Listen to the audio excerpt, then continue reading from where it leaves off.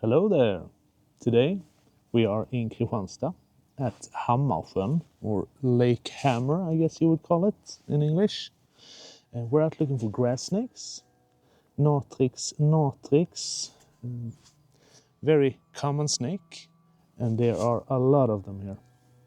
This is a great place to come mid-April, when they come up after the winter, to mate, breed.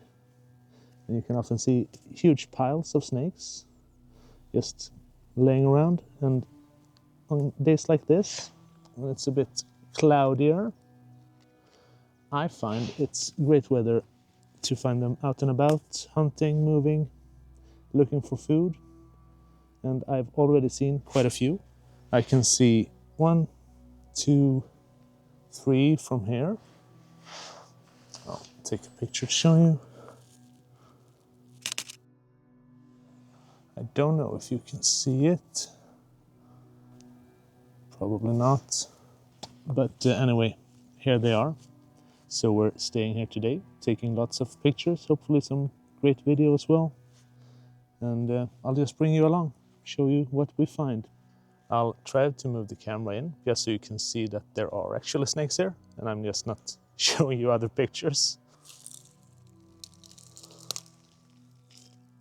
I hope it's visible, because I can't see what the screen is recording from here.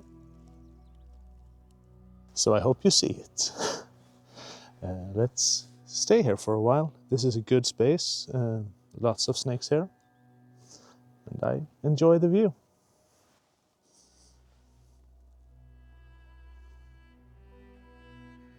So right now we're just sitting down by the water. And there are snakes moving around in the rocks down here. So I'll just keep shooting. We might be out a bit too early in the day for huge groups of snakes. But I think that's good, because then we have time to find some nice places and prepare. Oh.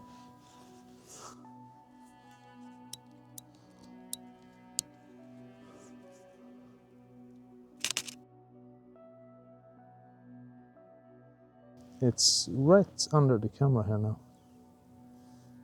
Hello.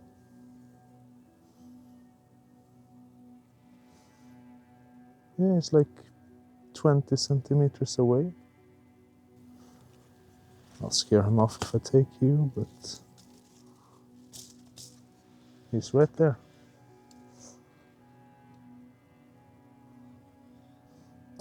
So yeah, I guess we chose a good spot to start the morning. Right here in the bushes, we're coming up on a bunch of them. He's courting her, so we should get that on video, I think. The grass snake, a scientific name Natrix, is known in Swedish as Snok. It's one of the 3 species of snakes we have here, and the only one that lays eggs. And to lay eggs, first they have to mate, which is what we see them doing in the video footage I'm playing here. This one is a female, and that one is a male. He's trying to mate with her and is wiggling his tail around, rhythmically pulsing his body against her to get her interested. As the video moves on, you'll see this attracting more and more males, forming what's known as a mating ball, where a group of males compete to mate with the female. While we watch this, I'll give you some more information about the grass snakes as well. Starting off, the grass snake is a Eurasian, semi-aquatic, non-venomous colubrid snake. That's a mouthful. Eurasian is referring to where the snakes are found, and it's just a more proper way to describe that they live in the continents of Europe and Asia. The grass snakes are found all the way from Scandinavia to southern Italy, and as far out as Russia, Mongolia, Kazakhstan and Iran.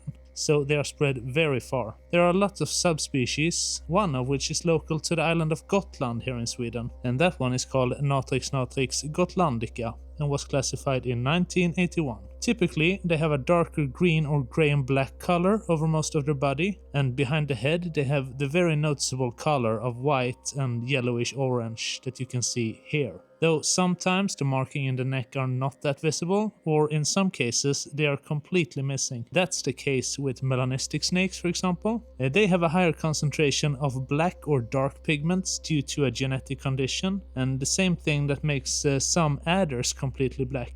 The underside or belly is white or pale yellow with some scattered black markings. Size-wise, the females usually get up to around 100 centimeters, while the male usually stays considerably smaller, around 50 to 70 centimeters. So a good way to know if it's a grass snake or an adder you're looking at in the field can be the size or the typical color markings of the grass snake, because the adders are significantly smaller. In addition to that, many adders have a clear zigzag pattern along the back, as you can see here. You can also tell the difference from looking at the eyes, but if you're that close already, I presume you know what you're doing. But just to show you, here is a picture of a grass snake, and here is a picture of an adder. Now, this can be hard to see, specifically if they are in shedding or just in different lights sometimes, but generally you could say that the grass snake have a round pupil with a yellow ring around it, and as you can see, the adder has more of a reddish-brownish eye color with a narrow and vertical pupil.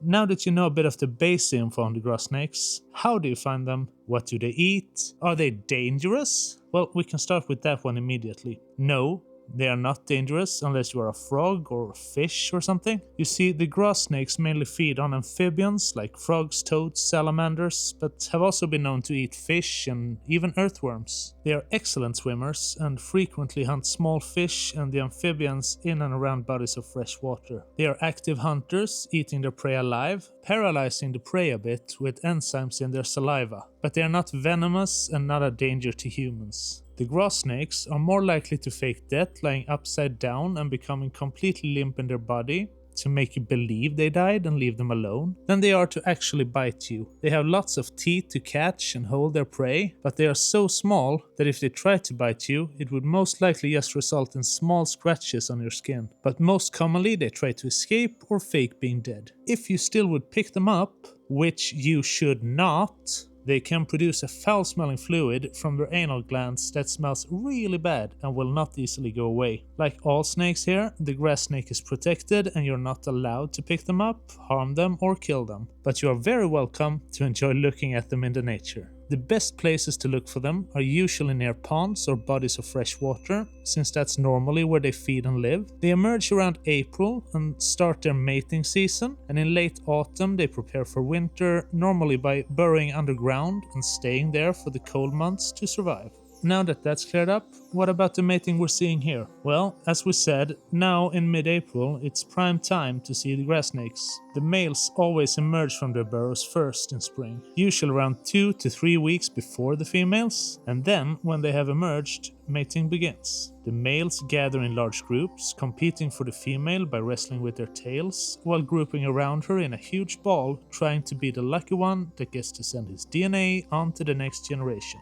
After successful mating, the females lay their eggs around midsummer, and 10 weeks later, the small ones hatch. The eggs need temperatures of 21 to 28 degrees Celsius and high humidity, and because of that, a common place to find eggs and hatchlings are in composts or manure heaps, so the snakes have great use of us humans for getting access to suitable nesting grounds. When the snakes hatch, they're around 15 to 18 centimeters and will take care of themselves from the get-go. I hope that was useful and interesting for you. Now back to me out in the field to see if I can decide if I'm gonna pronounce it grass snake or grass snake. I'm getting some great video here, so I'll stay here for a while. I don't think you can see them on this camera, so I'll just keep shooting with the regular one.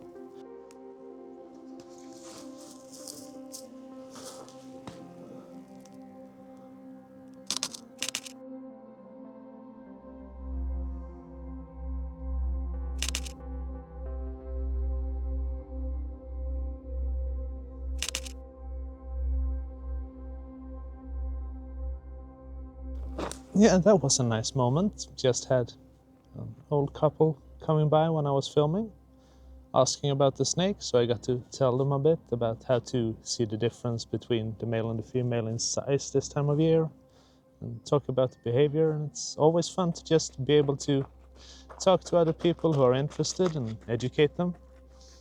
So that was really fun.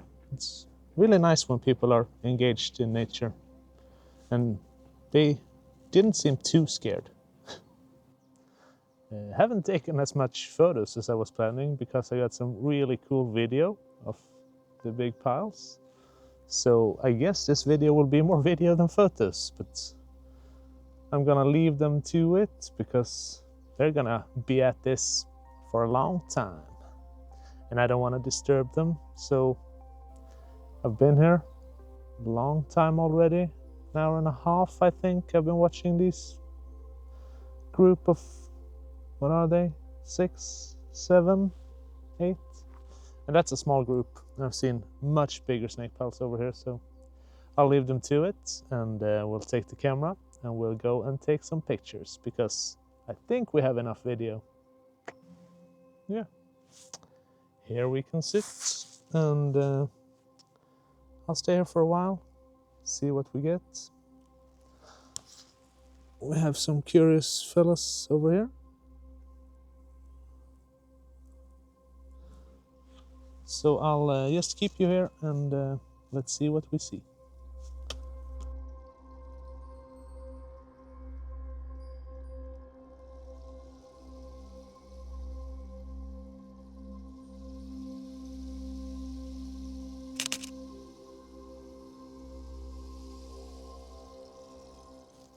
There are so many snakes around. The hard thing is to decide what snake I'm gonna approach and try to take pictures of. They've been crawling all over the stones here right beside me, on my shoes, on my camera bag. I took some footage with my phone when they were crawling on this camera tripod.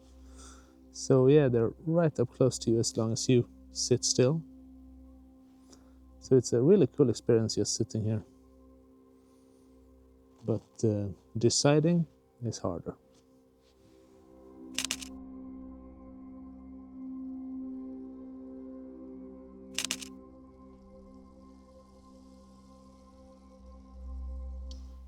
Yeah.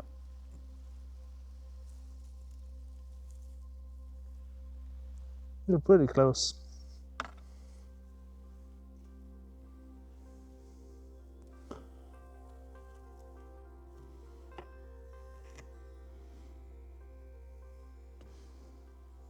If you can tell. Hey buddy. You don't have to get closer. You will just be scared.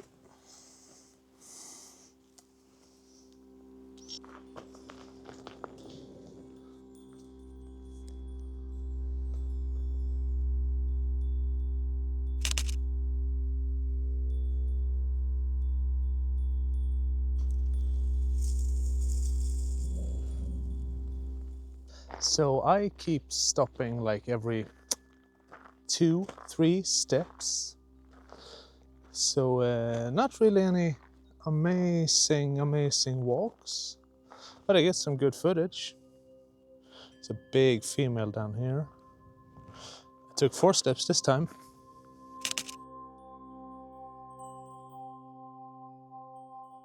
We've been here a long time today, and the snakes just keep coming and coming.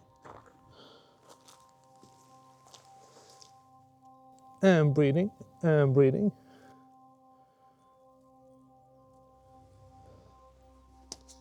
So we get some really nice videos, as I said before. Not so much photos, but I think you'll survive. Because the videos are really cool. And I really enjoy it. So yeah, natural behavior is always better shown in video than in pictures, because in pictures you don't see the snakes move. So yeah. Down here at the snake trail, grass snake trail as it's called in Swedish, Snokleden, there are lots of grass snakes. Logical name. Yeah. Something you notice quite quickly when you're out shooting snakes is that you miss all the other animals, like all the birds, because you are looking down on the ground. It feels like today has been more of an educational day.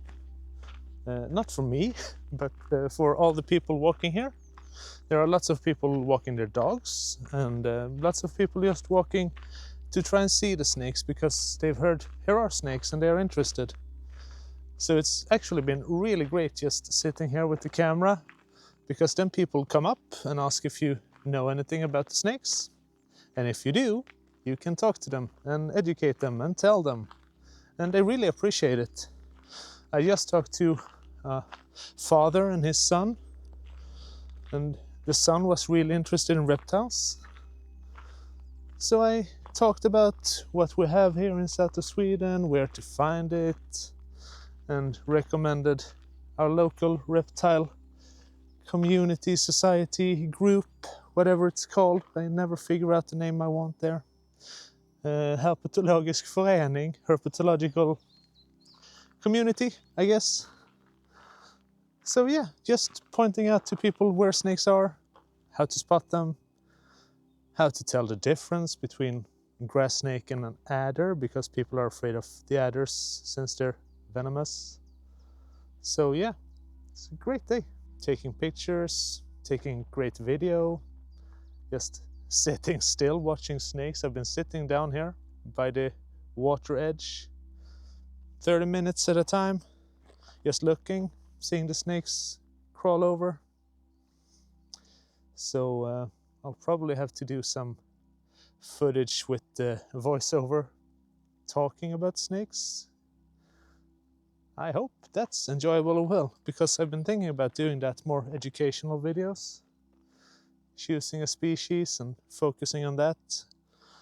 So on the footage I'll put up with all the snakes mating, I'll talk about them, and I hope you learn something. I hope you enjoy it.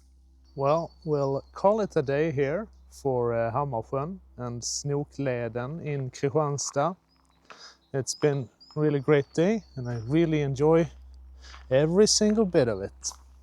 I hope you enjoyed it as well. I really thank you for staying here, watching the videos, seeing me out where I enjoy myself and thrive, and just following along. So I hope you stay for the next video as well. If you want some notifications on it, subscribe.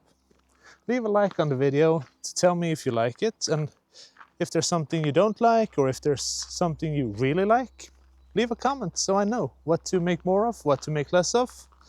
You want more in-depth species videos? You want more walking around, taking pictures of everything? You want me talking more? You want me talking less? You want me not in the videos at all? I don't know. Let's keep improving at nature photography together. Bye!